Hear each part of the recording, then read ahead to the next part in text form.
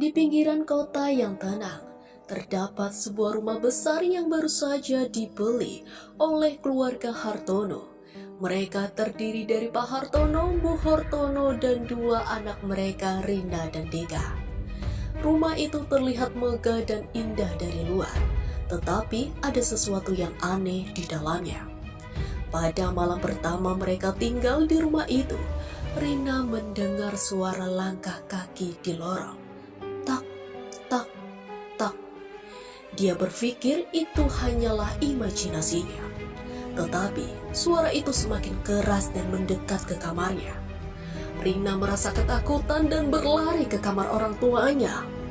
Pak Hartono mencoba menenangkan Rina dan mengatakan bahwa itu mungkin hanya suara angin. Namun, keanehan terus berlanjut setiap malam. Keluarga Hartono mendengar suara-suara aneh seperti pintu yang terbuka dan tertutup sendiri, suara langkah kaki, dan bisik-bisikan misterius. Mereka juga mulai melihat bayang-bayangan aneh di sudut rumah. Suatu malam ketika Dika yang penasaran memutuskan untuk menyelidiki asal-usul suara-suara tersebut. Dia membawa senter dan berjalan menyusuri lorong gelap. Saat dia mendekati ruang bawah tanah, dia mendengar suara tangisan seorang wanita. Dika merasa merinding, tetapi dia tetap melanjutkan langkahnya. Di ruang bawah tanah, Dika menemukan sebuah pintu tua yang terkunci. Dia mencoba membuka pintu itu, tetapi tidak berhasil. Tiba-tiba pintu itu terbuka dengan sendirinya. Dan Dika melihat seorang wanita berpakaian putih berdiri di dalam ruangan.